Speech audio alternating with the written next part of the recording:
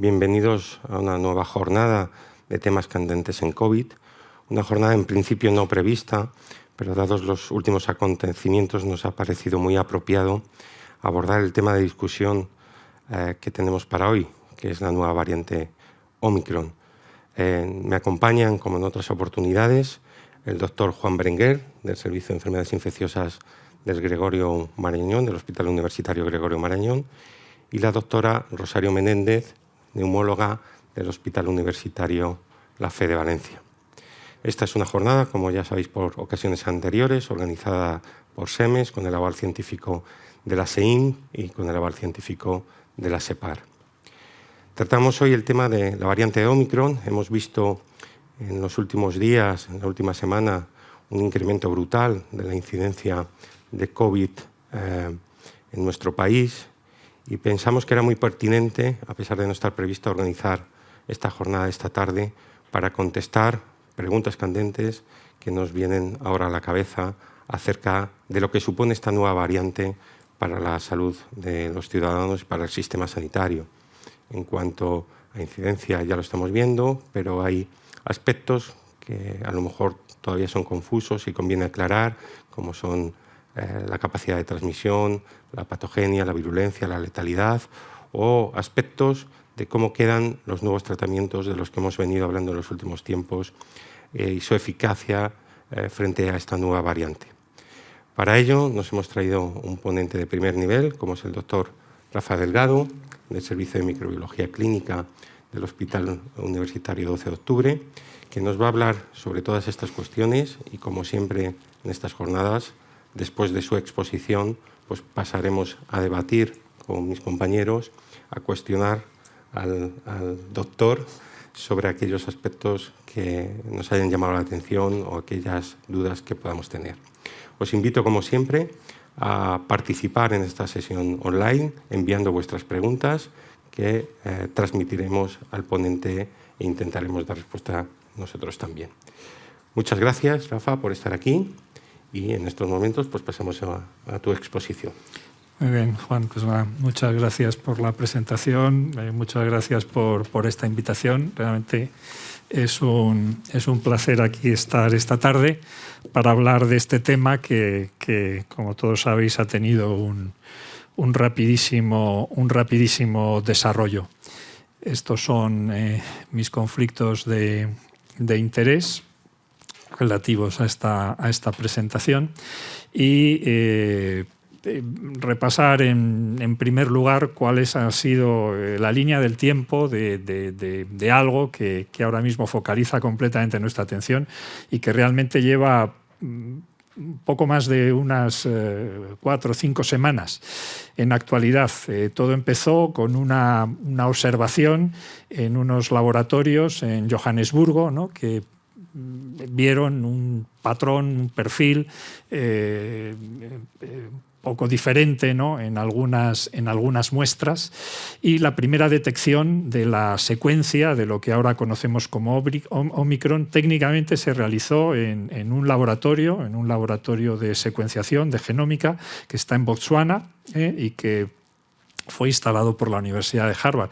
Esto la verdad es que es muy llamativo, como muchos estoy seguro que sabéis. Sudáfrica, pero no solo Sudáfrica, sino también otros países africanos están haciendo una labor de vigilancia muy importante. Y esto es fundamentalmente en relación con algunas instalaciones que vienen casi todas, ¿no?, desarrolladas, ¿no?, en el contexto de la pandemia de VIH. Bueno, pues en este laboratorio, en Gaborone, fue el primero que secuenciaron. Esto fue en la tarde, creo que era el viernes. El viernes 19 de noviembre vieron una secuencia completamente insólita de un SARS coronavirus 2. Esto se comunicó rápidamente al centro principal, que está en Sudáfrica, y el 25 de noviembre hicieron la comunicación a la Organización Mundial de la Salud de una nueva variante. En ese momento recibió la denominación de B1.529, corresponde a toda esta nomenclatura que se utiliza por los genéticos evolutivos y que, para hacerlo más práctico, luego la OMS, un día más tarde, le asignó lo que ahora conocemos ya como la denominación de Omicron. A partir de ahí, se había descrito en Sudáfrica, se había descrito en Botsuana, en alguna otra localización de África del Sur, aparecieron secuencias también en Hong Kong, pero muy rápidamente se describió ya en Europa, en otros países asiáticos y en otros países africanos. La primera detección en España la realizaron en el Laboratorio de Microbiología del Hospital Gregorio Marañón. Detectaron en un viajero de Sudáfrica el 29 de noviembre. Fijaros, 29 de noviembre, primera detección, 14 de diciembre ya el 50% de todo lo que estaba circulando bueno, esto es la detección en nuestro laboratorio, en el Hospital 12 de Octubre, pero podemos hacerlo extensivo a Madrid, 50%, y en este momento estamos cercanos ya al 90% de todo lo que circula es Omicron. Son datos limitados a nuestro laboratorio, seguramente las cifras pueden ser ligeramente diferentes, pero la transmisibilidad de esta variante es extraordinaria. Estos son datos recientes de la capacidad reproductiva que tiene la variante Omicron de Salud Pública del Reino Unido. Aquí en negro está la variante predominante, que durante muchas semanas ha sido el 100%, que es la Delta, y este es el crecimiento desde su primera descripción en Reino Unido de Delta. La capacidad reproductiva, el número, el R0, es de 7, o sea que cada persona infectada puede transmitir de media a 7, ¿no? Esto es realmente una cifra de transmisión extraordinaria, aproximadamente 3-4 veces mayor a la de Delta, que ya nos parecía muy rápida, y se acerca a alguno de los patógenos más transmisibles, como es el del sarampión. ¿Cómo empieza todo esto de las variantes? Ahora ya es bien conocido. Realmente la primera variante, aunque todavía no se utilizaba ese nombre, ocurrió en una localización, esto fue en el comienzo inicial, en la primavera del 2020, en una localización aparentemente inocente, en la secuencia de la proteína Spike del SARS coronavirus 2, circulando entonces ya por todo el mundo, pero se detectó por primera vez en Europa. Es un cambio de un ácido aspartico por una glicina en esta posición aparentemente inocente, 614, y realmente esta mutación, este cambio, que pasó, como digo, relativamente desapercibido, fue inmediatamente evaluado por dos personas, Betty Korber y David Montefiore. También vienen del mundo del VIH. Betty Korber es la persona que en el Laboratorio Nacional de Los Álamos, en Nuevo México, en Estados Unidos, ha hecho toda la clasificación de toda la diversidad del VIH, y entonces vieron que se estaba haciendo rápidamente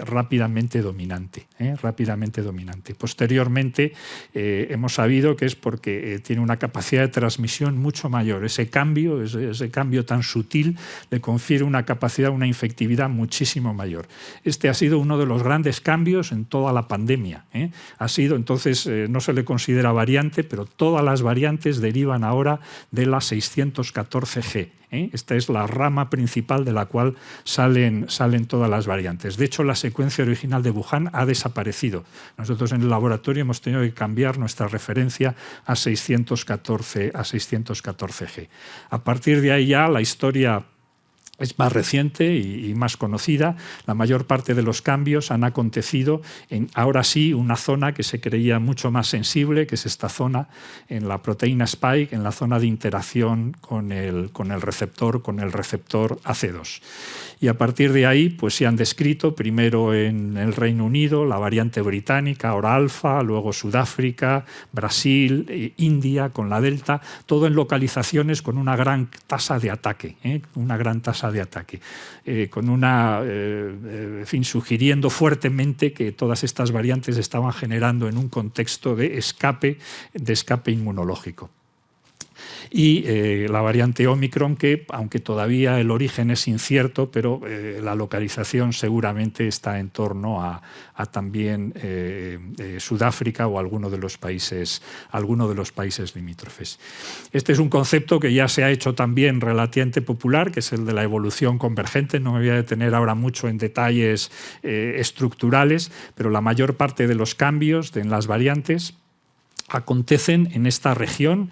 Esta es la parte exter superior de la proteína Spike, y esta es la región RBD, la región que interacciona físicamente con el receptor AC2. Llamamos evolución convergente cuando los mismos cambios acontecen en líneas evolutivas diferentes, sin estar relacionadas, ¿no? Las mismas soluciones evolutivas para los mismos problemas. Y esto realmente es lo que ha pasado con las variantes. El cambio 501, que estaba en la variante británica, también estaba presente en las variantes de beta y en la variante gamma en Brasil, con algunos otros cambios alternativos que a su vez se asociaron también a la variante británica. Secuencias en Nueva York presentaban algunos de estos mismos cambios, e incluso cuando algunos laboratorios, fundamentalmente el de Paul Vinas y Jesse Bloom, hicieron selección de mutantes in vitro, o sea, cultivando el coronavirus en presencia de concentraciones crecientes de anticuerpos neutralizantes, encontraron estos mismos cambios, ¿no? Esa es la idea de evolución convergente, y sugiere una vía evolutiva de escape a la producción de anticuerpos neutralizantes. De hecho, el laboratorio de Paul Vinas consiguió lo que hasta Omicron era la secuencia de la proteína Spike, que se llama PSM20, con un mayor número de mutaciones y un mayor escape. Es algo forzado, es algo realizado en el laboratorio por presión de pases repetidos, ¿no? Pero esta secuencia PSM, luego veremos algunos datos, se parece en parte a esta secuencia Omicron, que ahora mismo está diseminándose y creciendo a lo largo del mundo. Aquí tenemos la estructura de Omicron. Esta es la proteína Spike vista desde su parte superior. Aquí están, la proteína Spike es un trímero de tres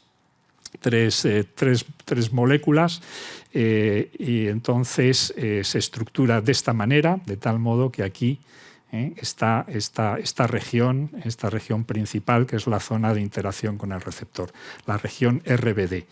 La secuencia de esta variante de Omicron tiene más de 50 cambios a lo largo de todo el genoma, tiene más de 30 en la proteína Spike, y 15 de esos cambios están en esta zona de dominio de interacción con el receptor. De hecho, hay modelizaciones, la verdad es que reflejan muy bien toda esta estructura de cambios. Aquí vemos la proteína desde su parte lateral, y todos estos cambios en amarillo corresponde a la región RBD, donde veis que se concentran un número de cambios hasta ahora que no se había visto en ninguna secuencia circulante. Hay también cambios en esta región, que es la región N-terminal, que también condiciona parte de la neutralización y a lo largo de toda la secuencia, y también hay cambios fuera de la secuencia de Spike que están estudiándose porque pueden tener también importancia en la transmisión, en la patogenia y en la capacidad de producir enfermedad. Uno de los enigmas que todavía no está resuelto con respecto a Omicron es cuál ha sido su origen. ¿Cuál ha sido su origen? Cuando se realiza este tipo de análisis filogenético, en el cual como una familia podemos ver una secuencia que se deriva de una próxima, hasta ahora esto siempre ha sido posible. Aquí tenemos en verde delta, ¿no? Delta se podía relacionar con algunas secuencias que habían estado circulando los meses previos. Pero si os fijáis aquí, en naranja está Omicron. Omicron no se no se ha podido establecer ninguna relación con nada hasta casi el inicio de la pandemia. No hay ninguna secuencia parecida en los últimos meses, prácticamente más de un año, no hay ninguna secuencia con la que la podamos asociar. Esto no quiere decir que no exista, quiere decir que no está registrada en las bases de datos. Ha estado evolucionando en algún entorno, ¿no?, que ha pasado desapercibido. Ha podido ser una localización geográfica en la cual no se realiza secuenciaciones y no se envían a las bases de datos, o ha podido también originarse quizá en algún individuo inmunodeprimido, donde ha podido estar meses y meses y meses y meses evolucionando. Esta es una circunstancia que es particularmente frecuente en Sudáfrica, donde se da la circunstancia de que hay una población de personas infectadas que viven con VIH relativamente grande, y algunas de ellas se ha identificado muy claramente con inmunodeficiencia, con cifras de linfocitos CD4 circulantes muy bajas, que no hacen enfermedad clínica muy severa, pero no eliminan el coronavirus y está replicándose durante meses, y algunas de estas mutaciones que aparecen en las variantes se han podido identificar en algunos de estos casos crónicos. En definitiva, no sabemos exactamente cómo se ha podido originar. Entonces, hasta ahora, hasta Omicron, esta es una representación así muy básica de las dos propiedades fundamentales que se piensa que han determinado la aparición de variantes, que es una mayor capacidad de transmisión y el escape inmunológico. Entonces, la variante británica era mucho más transmisible, aunque prácticamente no comprometía el escape inmune y no comprometía la eficacia de las vacunas. Beta, que es la variante que circuló en Sudáfrica y también tuvo una cierta extensión internacional, tenía una capacidad de escape muchísimo mayor, era mucho más resistente a la neutralización por los anticuerpos, aunque no tenía una gran capacidad de transmisión. Lo mismo con la variante brasileña Gamma. Y fue desplazada completamente por la variante Delta, la variante originaria de India, que tenía una capacidad de transmisión mayor incluso que Alfa. Y luego hay una variante que no ha tenido un extraordinario desarrollo, pero es esta variante originaria de Sudamérica, fundamentalmente de Colombia, que es la variante Mu, que tiene una capacidad, luego veremos, de escape a la neutralización incluso mayor que Beta. Pero no se ha extendido porque al final han prevalecido aquellas variantes que tienen fundamentalmente una mayor capacidad de transmisión. Esto es lo que hasta ahora ha determinado la circulación de las variantes. Pero el escenario de Omicron puede ser distinto. O sea, si interpretamos que la primera variante fue esta 614 como la primera generación, la primera fase de variantes, esta sería la segunda fase de variantes, fundamentalmente por su capacidad de transmisión, alfa y delta, que han dominado en algún momento toda la pandemia. Omicron sería como una especie de fase 3 en la cual se combina, digamos, las peores propiedades de cada una de ellas. Tiene una capacidad de transmisión extraordinaria, mayor que alfa, mayor que delta, y tiene una capacidad de escape inmunológico mayor que ninguna de las variantes descritas hasta el momento. El concepto de neutralización es muy importante porque la mayor parte de las vacunas, ya sabemos que la protección de las vacunas es complejo, hay inmunidad humoral, inmunidad celular, pero la mayor parte nos defienden fundamentalmente por la producción de anticuerpos neutralizantes. Entonces, estos son datos de nuestro laboratorio. Aquí vemos, es la cuantificación de anticuerpos anti la proteína Spike, específicamente anti esta región de interacción con el receptor que concentra la mayor parte de la respuesta neutralizante, y esta es la actividad neutralizante de las mismas muestras. Entonces vemos que hay una correlación claramente directa, mayor cantidad de anticuerpos, anti-RBD, mayor capacidad de neutralización. Esto fue una de las primeras observaciones, esto realmente es algo extraordinario, porque quiere decir que aquí tenemos una vacuna, una vacuna porque los anticuerpos que se producen son neutralizantes. Esto, desgraciadamente, como sabéis, no sucede en algunas infecciones, no sucede en el VIH, no sucede en la malaria, no sucede en la tuberculosis. En el coronavirus es así, y entonces la neutralización es un fenómeno muy importante. No me voy a detener tampoco en aspectos muy técnicos, pero así es como hacemos en el laboratorio los estudios de neutralización. Nosotros enfrentamos muestras de pacientes, los enfrentamos con virus completo o algunas estrategias que llamamos pseudovirus, que son más fáciles de manejar. Esto necesita nivel 3, esto lo podemos manejar en nivel 2, automatizar, tiene algunas ventajas. Estos dos métodos se utilizan. Estas pseudopartículas están recubiertas con la misma proteína spike del coronavirus y podemos hacer pseudovirus con la proteína spike de todas las variantes. Entonces enfrentamos las muestras de los pacientes con estos virus e infectamos células y lógicamente hacemos diluciones y se suele utilizar este concepto de actividad neutralizante 50%. Vamos diluyendo, entonces al principio el suero con concentraciones, suero muy concentrado, neutraliza el 100% y según vamos diluyendo va bajando la neutralización y decimos que el título habitualmente se utiliza lo que llamamos el índice neutralización 50, la dilución del suero que neutraliza el 50% de la infección. Entonces, esto nos permite hacer estudios, ¿no?, para ver la potencia de neutralización de las muestras de los pacientes. Esto también son datos de nuestro laboratorio. Aquí hemos estado testando. Estos son personas vacunadas que no habían pasado la infección y hemos visto la capacidad de neutralizar a los 2 meses de haber recibido la vacuna y a los 8 meses. Esta es la cepa de referencia, que es la 614G. Veis que de media, aproximadamente después de la vacunación, hay el título de 1.000. Esto quiere decir que 1000 veces diluida esa muestra neutraliza el 50% de la infección. Esto es un título relativamente alto. Ese título cae, durante esos 8 meses, cae, como veis, casi 5 veces. 5 veces. Y esto es para la cepa de referencia, que es con la que nos vacunan. Nos vacunan con RNA mensajero, nos vacunan con adenovirus que codifican la secuencia de la proteína S ancestral.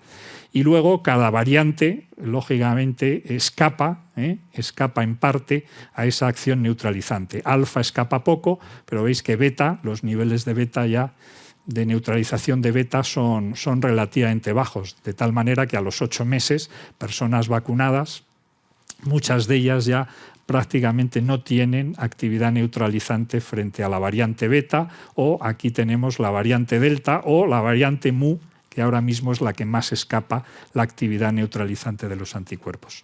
La situación es significativamente diferente si la vacuna la reciben personas que han tenido la infección, personas convalecientes. Aquí, como sabéis, se produce una activación extraordinaria de la producción de anticuerpos y entonces vemos el mismo perfil, pero prácticamente un logaritmo arriba. Lo que antes era un título de 1000, aquí es casi un título de 1/10.000, y aunque se ve la misma caída frente a las variantes, frente a la variante beta y más a lo largo del tiempo y frente a la variante mu, pero todavía se conserva una actividad neutralizante razonablemente buena en este caso. Entonces, una de las primeras cosas que supimos fue que la caída de la neutralización, el escape a la actividad neutralizante del suero de personas vacunadas con la variante Omicron realmente es extraordinario, muchísimo mayor que cualquiera de estas variantes que os he mostrado, en el cual la caída era de 2, de 3 veces, ¿no? Aquí la caída es de más de 40 veces. Aquí abajo son personas vacunadas personas vacunadas con 2 dosis, la actividad neutralizante frente a la cepa de referencia y frente a Omicron, que como veis prácticamente todos son inactivos. Y aquí en verde son esos individuos convalecientes que han sido vacunados. O sea, la pérdida de neutralización es realmente mucho mayor que ninguna de las variantes que habíamos visto hasta ahora. Y todo este trabajo pues, se ha realizado en Sudáfrica. Este es el grupo de Tulio de Oliveira, que es el que realiza todos los estudios genómicos de secuenciación, Alex Segal, que es la persona que realiza los experimentos en virología, y todo este expertise, toda esta experiencia, todos estos centros vienen de la inversión que se ha realizado para el estudio del VIH, pero está dando realmente una información extraordinaria en rapidez y en calidad, ¿no? Están haciendo un trabajo fantástico. La protección de la vacuna no depende únicamente de los anticuerpos neutralizantes. Los anticuerpos neutralizantes, este es un esquema de Sam Crotty, es un inmunólogo en San Diego, en el Instituto de Inmunología de La Joya, que está siguiendo particularmente todo este problema, y probablemente también le conocéis porque es una persona muy activa en redes sociales, muy claro, y este es un esquema muy sencillo, pero que yo creo que describe muy bien que los anticuerpos pueden disminuir frente a diferentes variantes, pero la inmunidad celular, la inmunidad que reconoce epítopos CD4, o sea, del receptor de las células T, CD4 y CD8, esto realmente no se afecta tanto para las variantes. La inmunidad celular se conserva en su mayor parte, y también hay células B memoria que una vez que se estimulan producen grandes cantidades de anticuerpo unos días más tarde. Pero los primeros resultados que empezamos a ver, ya hemos visto los del grupo de Sudáfrica. Estos son los primeros datos de personas vacunadas con 2 dosis, 2 dosis de la vacuna de Pfizer. Esta es la actividad neutralizante frente a la variante de referencia. Esta es frente a Omicron. Veis que 2 dosis, prácticamente no hay actividad. Son 21 días después de la segunda dosis. La capacidad de neutralizar Omicron es prácticamente nula. Esta es la actividad neutralizante frente a Beta, que hasta ese momento era la variante que más escapaba, ¿no? Fijaros que Omicron es un paso o varios pasos mucho más allá. La situación cambia, sin embargo, después de la tercera dosis. La tercera dosis parece que es importante, seguramente también porque induce más afinidad, no solamente un estímulo general, no solamente cuantitativo, sino que seguramente mejora la afinidad de los anticuerpos, y como veis aumenta significativamente incluso la neutralización frente a Omicron. O sea, hay mucha diferencia. Esto se ha hecho ya con otras vacunas, hay mucha diferencia. El booster aumenta significativamente la actividad contra Omicron. Estos son datos del grupo de Paul Vinas, que es esta persona que os decía al principio que había generado esta variante artificial, que se llama PMS20. Esto tengo que decir que no es un coronavirus completo, es una de estas construcciones. No se ha generado en el laboratorio un coronavirus más peligroso. Es una de estas variantes que es una construcción con el virus de la estomatitis vesicular, que es completamente inocuo, y solamente esos cambios es en una de las proteínas, o sea que es un método relativamente seguro. Pero de nuevo vemos que esto es pacientes que han recibido 3 dosis. Esta es un mes después de la vacunación con 2 dosis, 5 meses, hay una caída, y esta es la subida de actividad neutralizante después del booster. Esto es frente a la cepa de referencia. Como veis, esta es las mismas muestras, pero enfrentadas a esta generación resistente en el laboratorio, y esto es Omicron. Fijaros que la caída tan impresionante de actividad neutralizante, pero es muy significativo que después de la tercera dosis, después del booster, hay un aumento muy claro, muy claro. O sea, la diferencia es la tercera dosis. Y lo mismo para personas infectadas que luego se han vacunado, ¿no? Aquí igual es el mismo perfil, pero con los títulos más altos. Y también tenemos datos. Todo esto es muy preliminar, ¿no? Pero tenemos algunos datos, fundamentalmente el Reino Unido, que está dando también una información epidemiológica muy precisa, muy rápida. Estos son datos de Imperial College, que ha medido la eficacia de la vacuna. Esto ya no es neutralización, esto ya es datos de eficacia, datos de infección, frente a la vacuna de AstraZeneca, 2 dosis, 3 dosis, y la vacuna de mRNA de Pfizer, 1 dosis, 2 dosis, 3 dosis. Entonces, fijaros fundamentalmente en esta línea, con 2 dosis, más de 14 días, la eficacia frente a Delta, esto está comparado frente a Delta, es de un 25% y frente a Omicron prácticamente, de hecho es negativa, ¿no? Con una tercera dosis, frente a Delta, puede aumentar después de 14 días casi un 90%, pero hay una caída muy significativa frente a Omicron del 55%. Los datos son un poco parecidos, de hecho mayores, con la vacuna de Pfizer, que después de 3 dosis y más de 14 días puede llegar al casi el 90% frente a Delta, pero la caída frente a Omicron es del 54%. Y fijaros que con 2 dosis es del 55% frente a Delta, pero frente a Omicron prácticamente es negativa, es cero. O sea, 2 dosis de la mayor parte de las vacunas no producen actividad neutralizante significativa frente a esta cepa, frente a esta variante Omicron.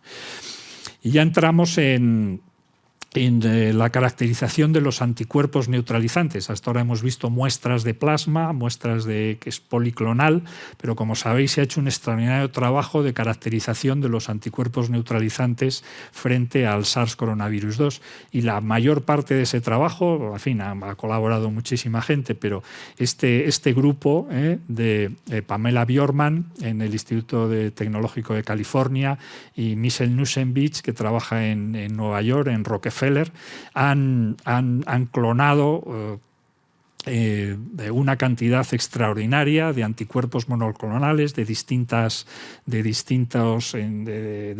personas, de distintas evoluciones clínicas, y de hecho han hecho una clasificación y han establecido algo que realmente es muy interesante, porque sobre todo Pamela Bjorkman, que es la que ha hecho todo el estudio estructural, exactamente qué región es la que reconocen esos anticuerpos, y básicamente han establecido que hay cuatro clases de anticuerpos dependiendo de las zonas del RBD que reconocen.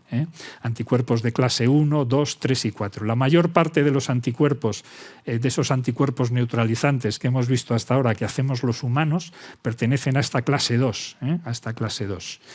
Y son los más frecuentes porque se parecen mucho a la línea germinal, a las cadenas variables que tenemos en nuestra línea germinal. No se necesita que haya mucha maduración de afinidad, normalmente 1 o 2 mutaciones y ya ganan muchísima afinidad por el receptor. Y la mayor parte de los anticuerpos que producimos son de esta clase 2. Y de hecho la mayor parte de los anticuerpos monoclonales que se empezaron a desarrollar para su utilización en clínica son precisamente por esta razón de clase 2. Se hizo en un momento muy temprano y son precisamente de esta clase 2. Problema de esta clase 2, que van dirigidos frente a esa región de la región RBD, y esa región es una de las que más cambios experimenta. Fundamentalmente esa posición 484, que la tienen muchísimas variantes, anula completamente la afinidad de la mayor parte de anticuerpos clase 2. O sea que este es un trabajo extraordinario que nos permite entender perfectamente cómo funciona la neutralización. Hay una clase de anticuerpos muy interesantes, esto está, la verdad es que es fascinante, está también conectado obviamente con todo el desarrollo que se ha hecho inicialmente por la compañía Vir y ahora también por GSK, que es estos anticuerpos de clase 3, de clase 3. Sobre todo este anticuerpo 309, S309, que ahora veremos aquí, S309, que es un anticuerpo que proviene de una persona, es un anticuerpo monoclonal obtenido de una persona no infectado por COVID, sino es un convaleciente de 2003 de la epidemia que hubo del SARS coronavirus 1. Del SARS coronavirus 1. Entonces se buscaron anticuerpos, precisamente anticuerpos que reconociesen un espectro muy amplio de coronavirus. Y encontraron este tipo de anticuerpos, que son ahora los de clase 3, que reconocen una región en la proteína RBD que está muy conservada, y está muy conservada entre todos, no solo el SARS-1 y el SARS-2, sino todo el grupo se llama Sarbecovirus, que es una familia muy grande, la mayor parte están en la naturaleza, se han descrito en murciélagos. Esta región, como ahora veremos, cambia muchísimo menos, y ya tenemos algunos datos también frente a Omicron. Estas son esas curvas que os mostraba inicialmente de neutralización. Aquí se van poniendo cantidades crecientes del anticuerpo, nanogramos mililitro, la verdad es que son muy activos. Esta es la neutralización de la cepa de referencia, y aquí en oscuro es frente a Omicron. Como veis, muchísimos de estos anticuerpos no tienen ninguna capacidad de neutralizar Omicron.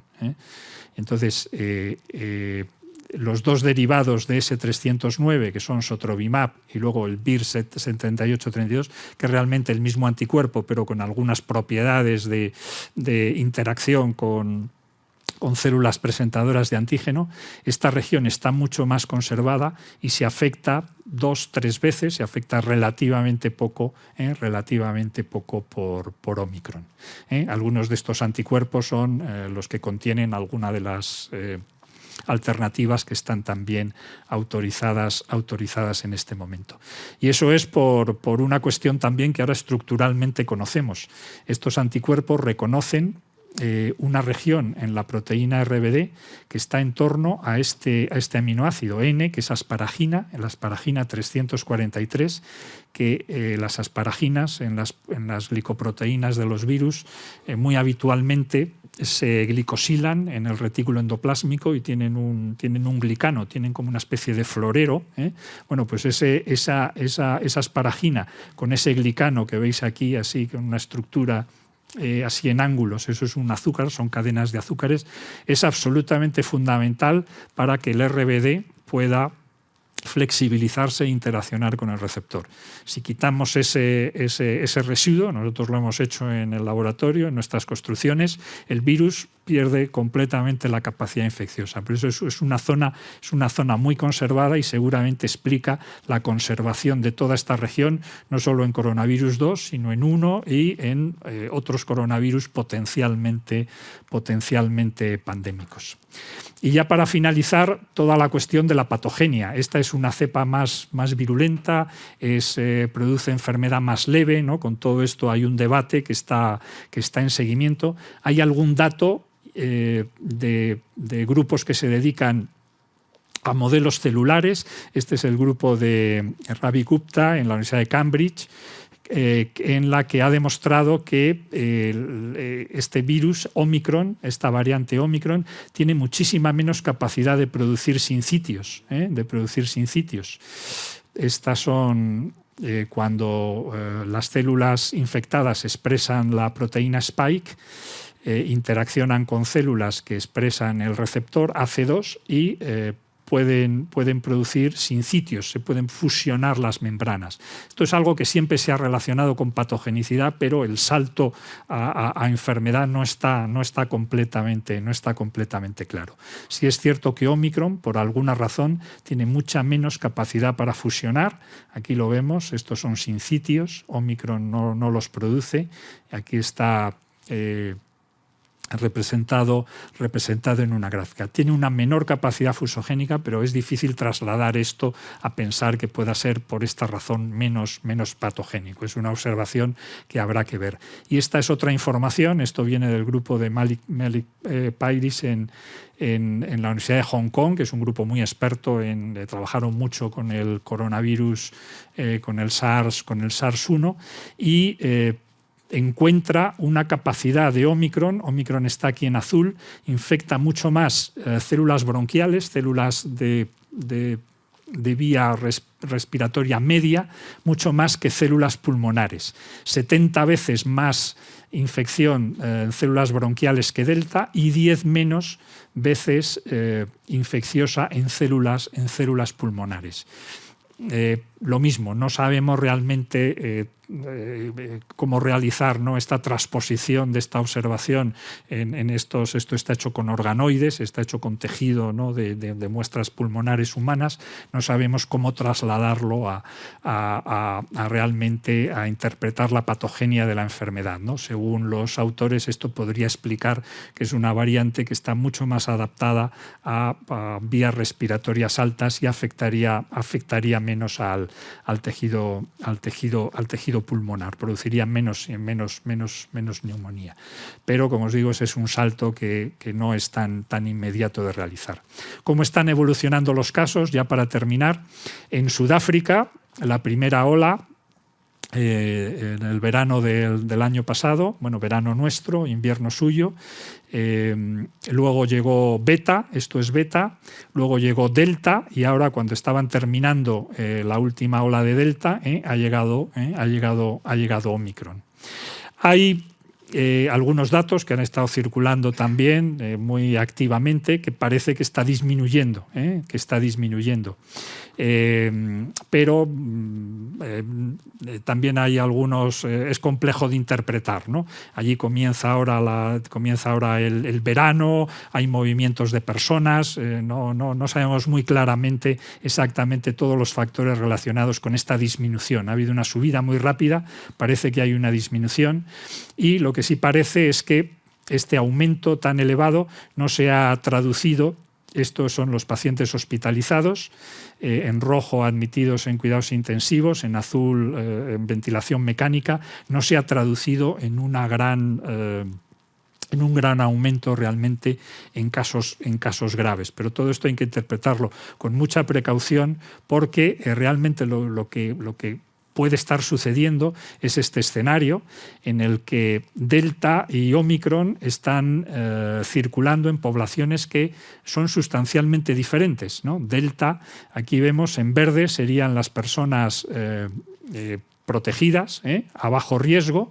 Aquí en marrón serían las personas que no están inmunes, ¿no? Entonces, en la mayor parte de los países, particularmente en los países europeos y muy significativamente en España, la mayor parte de la población en este momento estaría protegida. Entonces, Omicron está circulando, es cierto, está circulando de manera muy activa en personas que están vacunadas, en personas convalecientes que están vacunadas. Se está transmitiendo con muchísima facilidad, pero es una población completamente diferente a la que podía haber hace 6 meses o hace 9 meses, donde había muchas más personas susceptibles.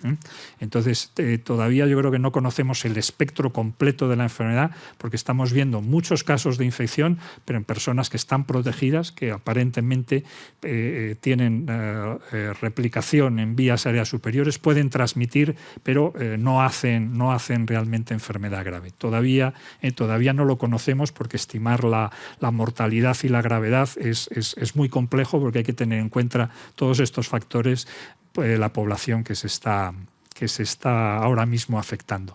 Entonces, en resumen, básicamente es un virus que tiene una altísima transmisibilidad, esto es absolutamente claro, escapa a la respuesta neutralizante, como hasta ahora no habíamos visto en ninguna variante, aunque la inmunidad celular está menos comprometida. Las terceras dosis de vacunas aumentan muy significativamente la protección, seguramente por este factor de de afinidad y se transmite entre vacunados y convalecientes. Las terceras dosis protegen, pero todos conocemos casos de personas convalecientes con terceras dosis que se están infectando. Bien es cierto que sin graves consecuencias.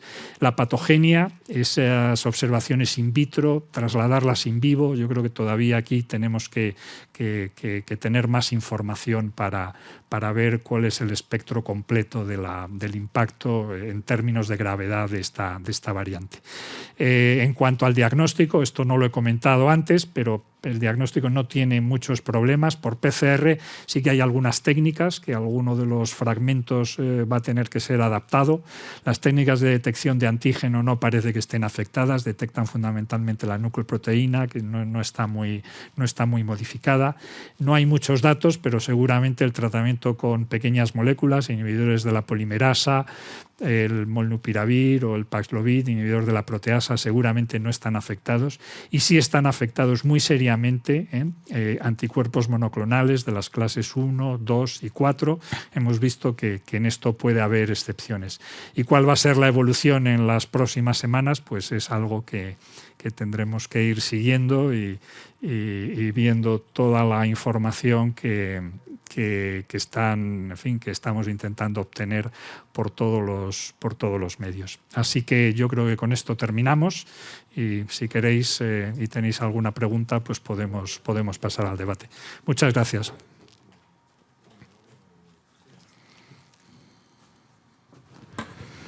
Muchas gracias, Rafa.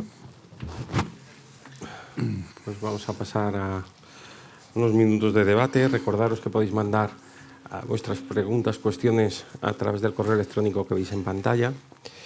Y antes de dar paso a vuestras preguntas o a lo que quieran preguntar tanto Rosario como Juan, pues algunas reflexiones sobre la charla magnífica. Enhorabuena, Rafa, como siempre. Y bueno, has hablado sobre la brutal capacidad de transmisión que tiene esta variante, ¿no? Y eso lo estamos viendo en el día a día todos nosotros. Y la importancia de la tercera dosis de vacuna para reforzar esta idea y un poco también la incidencia que estamos viendo que se está dando sobre todo en aquellos colectivos que aún no han recibido la tercera dosis, ¿no?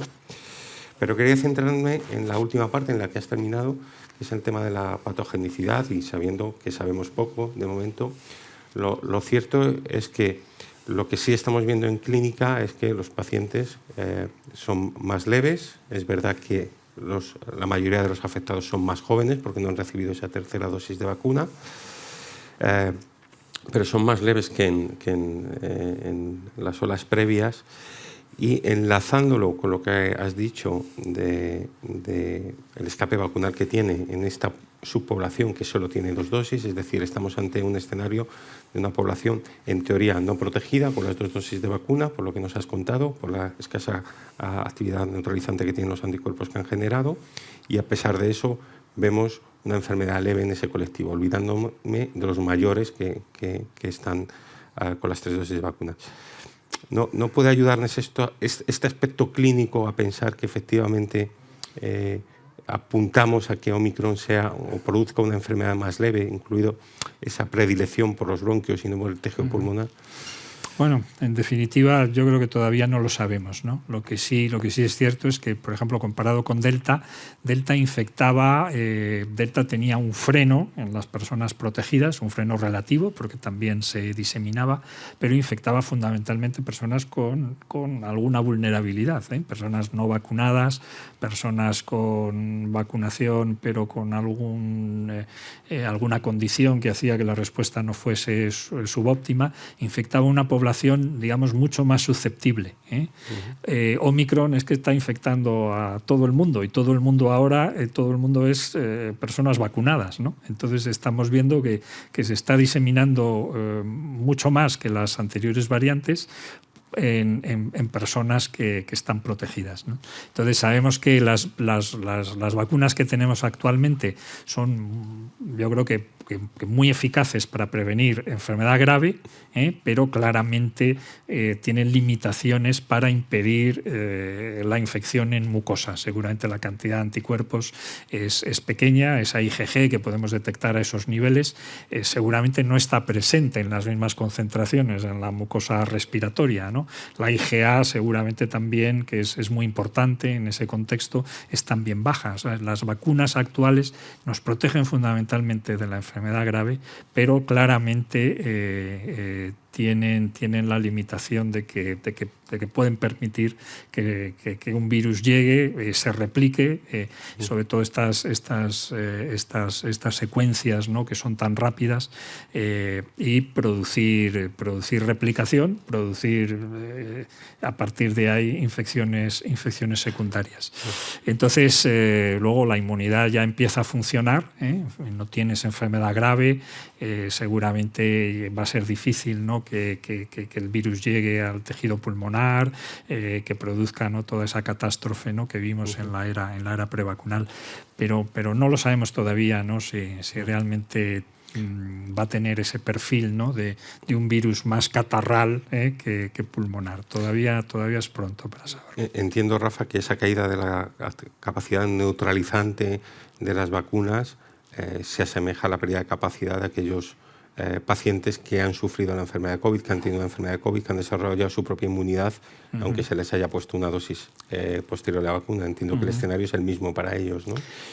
Sí, quizá la infección natural confiere seguramente una protección más completa, porque ahí sí que hay se ha infectado, la infección es por mucosas y hay memoria en mucosas. Si hay algún dato de que las personas convalecientes tienen más niveles de inmunoglobulina en mucosas, es seguramente una respuesta, una protección, una respuesta inmune más completa que la que induce la vacunación.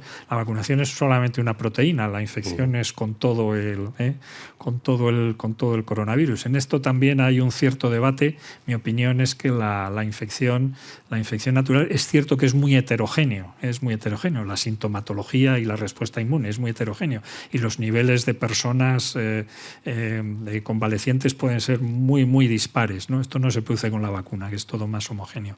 Pero la infección yo creo que confiere en general una protección más completa. Vale. Y para terminar por mi parte me voy a referir ahora a los tratamientos, porque claro, ahora confiábamos, ¿no?, en los nuevos anticuerpos monoclonales, los antivirales que están saliendo o van a salir y van a estar a disposición. Y ahora, de repente, nos has explicado muy bien la pérdida de actividad de los anticuerpos monoclonales, ¿no? Nos queda el anticuerpo monoclonal, el sotrovimab, como una opción terapéutica en estos pacientes. Y viendo ese escenario que tú nos planteas, te pregunto si es posible una estrategia en que yo pueda conocer en el paciente candidato a recibir anticuerpos monoclonales la variante, y esa información desde el servicio de microbiología pueda yo obtenerla para decidir qué anticuerpo monoclonal le dé, porque sería un poco absurdo tratar con otro distinto a sotrovimab. Es una pregunta, efectivamente, es una pregunta muy pertinente. Eso es posible, y de hecho ahora es posible. En la mayor parte yo creo que aquí en Madrid, en la mayor parte de los laboratorios, realizamos la identificación de variante en el mismo día de nosotros todas las muestras que son positivas las etiquetamos en el mismo día por procedimientos de PCR alelo específica que se correlacionan, muy bien con la secuenciación. Obviamente la secuenciación es importante porque puedes detectar bueno, pues como les ha pasado a estos laboratorios en Sudáfrica, de pronto pues aparece lo desconocido. Pero la mayor parte de las variantes se etiquetan en cuestiones de en 2 horas, y en 24 horas puedes tener la prueba y la variante, la información disponible. Y seleccionar, por tanto, el mejor tratamiento para esa variante. Lógicamente. Muy bien. Pues, doctora Menéndez, su turno. Vale, pues de nuevo mis felicitaciones, Rafael, por la charla, que ha sido preciosa. Eso sí, nos has planteado un escenario un poquillo complicado, porque si los datos que nos has dado ha sido un RO de 7, es un RO altísimo, y al mismo tiempo casi un 90% ya en Madrid que tenéis de la variante Omicron. Sí. La primera pregunta es, ¿en los niños también tenemos esta variante la predominante? Si tenemos esos datos. En niños tenemos que hacer siempre inferencia porque hay muchísimas menos muestras de niños.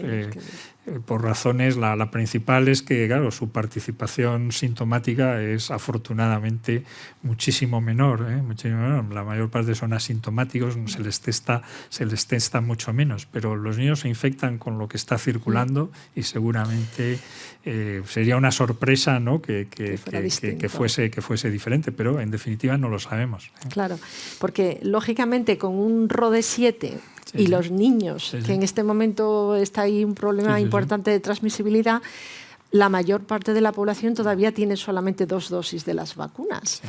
Y también nos has mostrado muy claramente que en este caso, frente a la Omicron, los anticuerpos neutralizantes caían a niveles de ineficacia. Muy bajos. Entonces, no sé, pero no podemos ser muy halagüeños con estas circunstancias, incluso aunque digamos que va a afectar más a vías respiratorias altas que bajas. No lo sé cuál es la sensación, pero sí. Al tener tal volumen... Así es la situación, ¿no? La mayor parte de las personas vacunadas, incluso con 2 dosis, tienen muy poca protección frente a la infección, pero tienen una protección razonable todavía frente a la enfermedad grave. Pero claro, un catarro es un catarro, 1 millón de catarros seguramente van a producir un número significativo de problemas secundarios. Y con respecto a eso aquí el denominador puede ser explosivo. Claro, porque tenemos muchas personas o inmunodeprimidas o crónicos avanzados, porque a veces pensamos solo en inmunodeprimidos, aquellos trasplantados o con cáncer, pero el hecho de tener patologías muy avanzadas, ya sea respiratorias, cardiológicas, pues también convierte a la persona en vulnerable, que es lo que estamos viendo. Y ahí va también un poquito la pregunta de virulencia, porque a veces no es tanto el microorganismo de por sí, que es muy importante, sino la respuesta del paciente. Y ahí pues ese binomio todavía un poquito lo desconocemos, creo yo, porque sí que nos has dado datos de menor reproducibilidad en pulmón, pero no sabemos muy bien en cuanto a la respuesta inflamatoria ni la respuesta de citocinas. ¿De eso hay algo? Llevamos 4 semanas todavía suponiendo que tenga la misma capacidad patogénica en la igualdad de huésped, ¿no? La enfermedad grave se empezaría a ver a partir de ahora, a partir de las 2-3 semanas, ¿no? Todavía ha circulado demasiado poco, estamos viendo los casos agudos y empezaremos a ver si es que efectivamente se produce ese espectro de gravedad, se estaría produciendo en este momento. Por último, y ya finalizo. Meto una cuña de una pregunta de patogenia, de virulencia, ya que para enlazar con lo que estás comentando, que dice que si la elevada fitness viral es lo que puede ocasionar una menor virulencia y patogenicidad. Bueno, eso siempre es una esperanza, eso siempre es un wishful thinking, ¿no? Pensar que toda esta adaptación conlleva pues una adaptación que disminuya, ¿no? la virulencia, ¿no? Eso es un concepto así muy general siempre de la relación huésped-parásito, que es posible que se cumpla en términos así evolutivos, pero claro, esos son unos tiempos que pueden ser extremadamente largos. No sabemos si eso es lo que se está produciendo todavía. Y la última pregunta también de orden clínico, aparte de la pregunta de los monoclonales, es el Remdesivir, porque es el que tenemos en este momento en la antiviral actual y de momento la información que está llegando es que parece que no se afecta por la Omicron, pero ¿hay algo más que nos puedas aportar? No tengo datos concretos, en principio, por los cambios, ¿no? que que tiene, no debería estar muy comprometido, ¿no? Al igual que el molnupiravir, que es, en fin, es un inhibidor de la polimerasa, de la RNA polimerasa viral. No debería estar muy comprometido. Gracias. Gracias, Rosario. Juan. Genial. Pues nada, Rafa, la verdad es que está todo preguntado y dicho y tú lo has explicado fantásticamente todo, ¿no? Hombre, yo resaltar lo brutal que ha sido esto. O sea, a finales de noviembre se describe, ¿no?, en Sudáfrica y ahora está causando pues el 90%, ¿no?, de las infecciones en Madrid.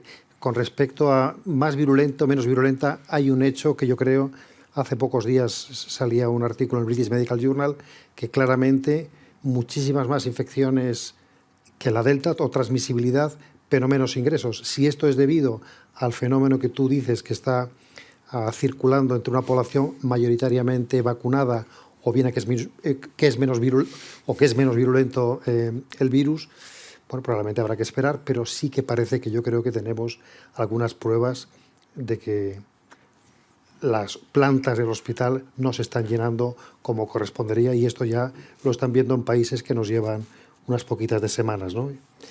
Y yo voy un poco ya a lo básico, ¿no? A mí de todo esto, ¿de dónde venimos y a dónde vamos? O sea, entonces, el origen. Fíjate, claro, parece, tú nos has dicho que realmente esto no sigue el patrón de las otras mutantes. La hipótesis, es decir, una de dos, esto puede ser que este coronavirus haya estado, digamos, escondido en algún lugar, cosa que es poco, ¿no?, y que ahora salga. Esta teoría que haya sido, se haya originado en un inmunodeprimido, o bien que haya venido de los animales, ¿no? Podría ser, ¿no? Bueno, esa es otra posibilidad. Yo lo decía porque del inmunodeprimido no habría ninguna huella, por así decirlo, alguna huella virológica que nos estuviera indicando otras mutaciones, porque es decir, tendría que ser alguna mutación encima de otras ya conocidas, ¿no? Sí, todas estas posibilidades están abiertas. Estas del reservorio animal es muy interesante. De hecho, estos cambios en el RBD le confieren la posibilidad de infectar muy bien al ratón.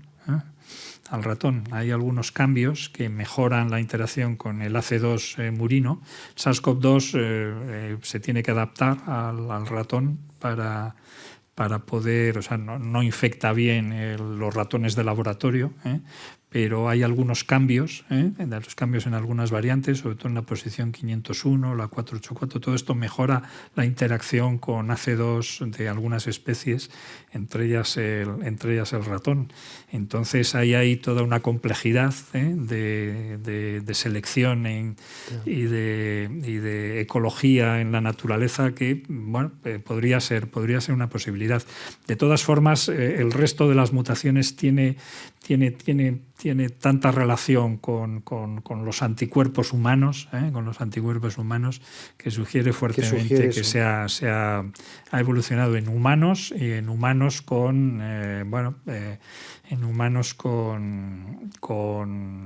una cierta con una cierta respuesta, ¿no? Hasta ahora no se pensaba que la vacunación había sido un factor desencadenante de la producción de variantes que se habían generado en un contexto independiente, ¿no?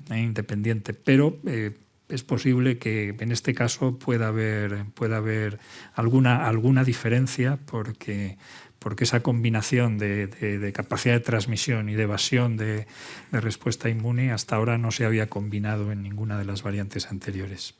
Pero no lo sabemos, pero bueno. Uh-huh. Y luego no sé si te has traído la bola de cristal. ¿Esto cómo va a acabar? ¿Cómo crees tú? O sea, vamos a ver, que estemos hablando de coronavirus habiendo pasado 2 SARS-CoV-1, un MERS, un SARS-CoV-2, y esto que parece que es, como tú lo has llamado, fase 3. Esto parece que es como otra epidemia encima, ¿no? Sí. Esta es como si fuera una quinta epidemia, ¿no? Una pandemia, ¿no? Realmente, efectivamente, realmente, bueno, ahí hay un elemento en el que yo creo que hemos ido siempre por detrás. Al principio hemos ido por detrás de la importancia, ¿no?, que realmente tenía el primer agente. Cuando empezaron a surgir las variantes, incluso desde el mundo científico y médico, no se le dio la importancia que tenían, pero realmente han sido auténticas epidemias dentro de la pandemia, se han comportado de esa manera. Y esto, vamos, yo creo que es un ejemplo claro, ¿no? Es una epidemia, o sea, es un nivel de complejidad superpuesto al de la pandemia, producido por cambios en la secuencia, y que están determinando un comportamiento completamente diferente, cuantitativo y ahora también cualitativo. ¿Tú crees que esto llegará, o sea, el final de la historia llegará a que tendremos los seres humanos y el virus una entente cordial y podrá ser una, o sin embargo va a ser un enemigo que habrá, ¿no?, yo qué sé, como virus como la polio, que habrá que combatir con vacunas y va a tener que ser... Sí. Bueno, yo creo que, o sea, ahora mismo hay un escenario de, si la pandemia hubiese comenzado por una variante Delta o Omicron, hubiese sido, bueno, ha sido devastadora, pero vamos, por un factor inimaginable. Entonces, el hecho de que incluso con la circulación que estamos asistiendo ahora, las consecuencias en términos de gravedad, de mortalidad, por ejemplo, de momento el grupo de mayor edad y todo esto no está produciendo afectación extraordinaria, residencias, ¿no?, gente seguramente más prudente, pero también bien protegida, ¿no? Yo creo que las vacunas funcionan. Funcionan para enfermedad grave, van a funcionar razonablemente bien también para Omicron. Yo creo que Omicron va a determinar quizá por primera vez la disponibilidad de una vacuna adaptada, y yo creo que desde luego si en este escenario de por ejemplo, el que tenemos en España, de una inmunidad colectiva, yo creo que muy alta, se podía haber sido igual más activo con las terceras dosis a capas más amplias de la población, pero más del 90% tiene inmunidad por vacuna, por infección, y una gran proporción, esta inmunidad que se llama híbrida, ¿no?, que seguramente es la más completa, ¿no? Si en este escenario puede aparecer un cambio, ¿no?, que sea absolutamente devastador, ¿no?, realmente, bueno, necesitaríamos otro tipo de estrategia, otro tipo de vacuna, ¿no?, que impidiese la transmisión. Yo creo que todo esto, en fin, no va a ser rápido, no va a ser inmediato y no va a ser sin una cierta, en fin, sin un cierto impacto, pero yo creo que las consecuencias de las variantes en las sociedades, ¿no?, que tienen este nivel de protección, yo creo que van a ser muy diferentes a lo que vimos el año pasado, y seguramente todo esto se pueda ir mejorando en el futuro con detección más temprana, con vacunas adaptadas. O sea, yo creo que la inmunidad colectiva llegará a un nivel en el que, bueno, yo creo que inevitablemente esto seguirá circulando. La variante Epsilon, acabaremos con el alfabeto, seguirá circulando, pero seguirá circulando de manera endémica, sin producir grandes oleadas, ¿no?, de cientos de miles o millones de personas infectadas. Seguirá a un cierto nivel, que todavía no sabemos cuál va a ser y hasta qué punto eso va a ser compatible con, digamos, una vida razonablemente normal. Esperemos que no haya que llegar a ponerle nombres como las matrículas, ¿no? Exacto. Más de una letra y algún número. Muchas gracias, Rafa. Gracias, Juan. Para terminar, 3 preguntas rápidas que nos han hecho llegar los desde al email. Hay varias preguntas respecto a las pruebas diagnósticas, la PCR, los antígenos, y sobre la sensibilidad y especificidad, si hay cambios, si el Omicron produce algún cambio en este sentido. Sí. No sé si quieres contestar brevemente. Bueno, PCR sí se ha señalado. Hay algunas agencias, FDA y algunas otras agencias han señalado algunos posibles fallos de alguna de los sistemas. Hay listas, no son muy importantes porque casi todos los sistemas de diagnóstico tienen 2 y la mayor parte 3 dianas, 3 dianas. Entonces seguramente no es muy importante, pero alguna técnica tendrá que adaptarse. Y las técnicas de detección de antígeno, en principio, hasta donde sabemos, seguramente funcionarían igual que para las variantes anteriores. Muy bien. La penúltima pregunta hace referencia a los anticuerpos monoclonales y anti-S y su papel como profilaxis para prevenir infección grave en pacientes altamente susceptibles que no responden a la vacuna inmunodeprimidos. Sí, eso es una de las indicaciones, ¿no?, más claras, ¿no?, de pacientes con infección documentada, con factores de riesgo de desarrollar una infección grave. Es una... Seronegativos que no han desarrollado inmunidad a la vacuna. Eso es. Y para finalizar, pues nos pregunta sobre la combinación de vacunas de Janssen con Moderna, Pfizer, si existen ya estudios sobre si es mejor combinar o no los diferentes compuestos. Sí, bueno, no están hechas obviamente todas las combinaciones, ni lo que ahora es muy difícil es repetir, claro, los fase 3, ¿no?, de estos con miles de personas, ¿no? Pero las observaciones yo creo que son razonablemente claras, ¿no?, que indican que la combinación en general no tiene ningún problema y tiene algunas ventajas claras. Tiene algunas ventajas claras. En las vacunas que van vehiculizadas en virus, las de adenovirus, que son las que tenemos ahora, la ventaja fundamental es que como se produce reacción inmunológica frente al vector, no es una mala idea utilizar una vacuna que vaya vehiculizada de otra manera, ¿no?, porque se han generado ya anticuerpos frente al adenovirus, ¿no?, que se está administrando. Entonces, en general no hay ningún problema y hay buenos resultados, ¿no? Muy bien, sí. Pues muchísimas gracias, Rafa, por acompañarnos esta tarde, por la magnífica charla. Si habéis llegado tarde, os animo a verla en el canal de YouTube de SEMES. Gracias a Juan y a Rosario. Hoy, en principio, es la última sesión de estos debates sobre el COVID. Lamentablemente quizá tengamos que volver porque no se sabe, pero en cualquier caso ha sido un placer compartir todos estos meses, estas jornadas con vosotros. Y nos seguiremos viendo. Y gracias a GSK por haber patrocinado esta actividad formativa y habernos apoyado en tantas y tantas charlas y jornadas interesantes como hemos tenido. Y gracias, como no, a todos los que nos habéis seguido durante estas semanas, meses. Muchas gracias y nada más.